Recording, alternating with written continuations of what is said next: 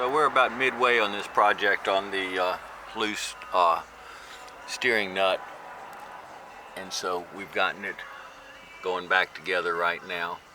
There wasn't any water in his U-joint bellows, and it was in pretty good shape. That's been a handy tool right there. But what I'm going to do is show what it looks like now. So when I'm moving the drive,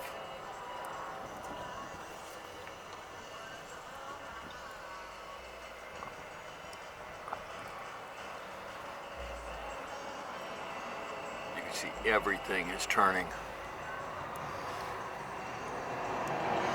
So there's no slop in it anymore.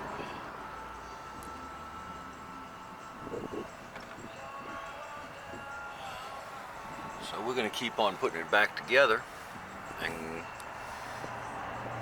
finish this.